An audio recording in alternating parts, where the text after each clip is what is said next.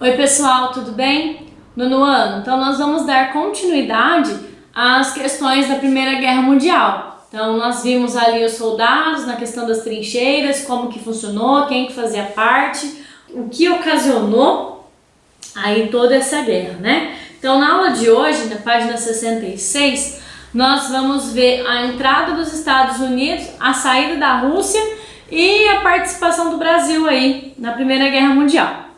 Em 1917, os alemães começaram a atacar os navios mercantes dos Estados Unidos, então navios de mercadoria americanos. E aí os Estados Unidos começou a ficar incomodado com essa situação. Ele acabou entrando na guerra, fortaleceu os aliados e foi muito importante. Então por isso que foi importante a entrada dos Estados Unidos, para gerar o terceiro e último passo aí da Primeira Guerra Mundial, que era as tropas, né, para a parte final. Porque você imagina, eles já estavam ali já há quase 3 anos em guerra e estavam perdendo mão de obra, né, ou mão militar, assim, se a gente pode chamar. Bom, em maio de 1918, eles mandaram aí 85 mil soldados estadunidenses para estar aí nas tropas francesas, britânicas e italianas para derrotar o exército alemão. Então, o que aconteceu? Eles fortaleceram de um lado e também a Rússia estava passando aí por um sério problema político interno deles. Então, aí, enquanto os Estados Unidos entrou, a Rússia precisou sair. Para não perder a boquinha, o Brasil resolveu aí, em 1917, apoiar os Estados Unidos. Como que o Brasil participou da Primeira Guerra Mundial? O Brasil participou da Primeira Guerra Mundial com suprimento de alimentação, de armas, de médicos, enfermeiros. Então a participação do Brasil aí foi mais humanitária, para ajudar nessa situação. Não entrou aí para poder realmente lutar. Em 1917, as economias das nações europeias estavam abaladas porque é aquilo que eu sempre falo. Uma guerra gera gastos. Então a população daquele país começa a passar fome, porque muitos vão para a guerra e falta emprego, falta comida, desestabiliza a economia. Então uma guerra é muito custosa economicamente para um país. Então foi isso aí que começou a acontecer. Várias revoltas populares começaram a surgir nesse período.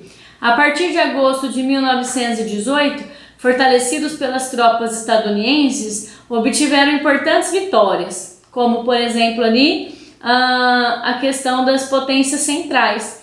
E isso, dia 11 de novembro, fez com que dia 11 de novembro de 1918, que eles assinassem o armistício. O que é o armistício? É quando eles encerram a guerra. Eles assinam um documento para encerrar a guerra. Então aí eles fizeram o que a gente chama de um acordo diplomático. Então é quando todos os países se reúnem para decidir aí qual será a retomada. Porque eu invadi o território de um, outro invadiu meu território, e aí para quem que vai ficar? Então tudo isso aí acaba reorganizando aí a questão da Europa, principalmente. Então em 1919, os aliados chefiados pelos Estados Unidos, Inglaterra e França e Alemanha assinam o que a gente chama de Tratado de Versalhes. A Alemanha foi penalizada, a Alemanha teve que pagar aqueles países em que ela destruiu, e eles terminaram aí de pagar em 2014. Então, quer dizer, quase 100 anos depois, eles ainda estavam pagando aí os prejuízos que eles causaram aí nos outros países.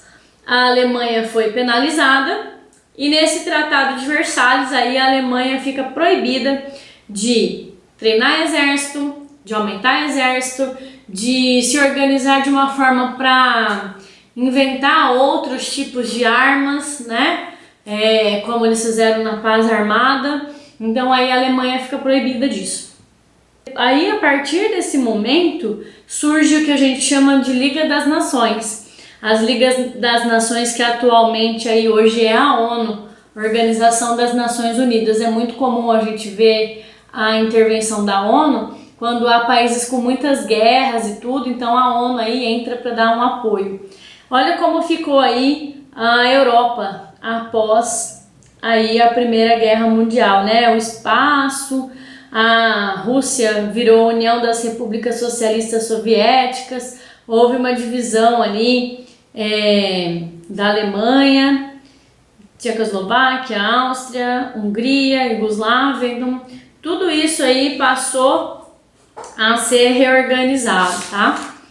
Vocês que estão me acompanhando aí, página 68, o papel da mulher na Primeira Guerra Mundial. Eu sempre comento com vocês que quando há uma guerra, o homem normalmente é ele quem vai, porque ele que se alista ao exército e o homem que tem que ir aí, né, na guerra. E aí as mulheres ficam a cargo de assumir as vagas que eram deles nas indústrias, no campo. Então começa a ter uma movimentação das mulheres aí, após a Primeira Guerra, dentro da Primeira Guerra, né? Algumas mulheres iam trabalhar como enfermeira, cozinheira, motorista de ambulância. Então a mulher começa aí a ter um papel de destaque. Por quê? Começa a diminuir a quantidade de homens, porque os homens estão na guerra. Alguém precisa trabalhar para continuar levando sustento para os filhos. E alguém precisa estar lá também nos campos de trincheiras, tudo, para poder ajudar e salvar quem pode e o que dá. E isso gerou aí uma emancipação feminina. A mulher começou a ter direitos, começou a poder sair de casa para trabalhar, mesmo que por uma necessidade maior. Então as mulheres passaram a dirigir, passaram a ter aí um espaço maior na sociedade. Tudo isso causado pela Primeira Guerra Mundial, porque o homem tinha que sair para trabalhar e aí ele parou de trabalhar e foi para a guerra. Quem assumiu esse papel aí foi a mulher. Então eu espero aí que vocês tenham gostado da aula de hoje, que foi bem interessante sobre a Primeira Guerra Mundial. A gente vai conversar mais sobre isso aí na nossa aula agora via WhatsApp. E eu espero que vocês participem. E obrigada. Até mais.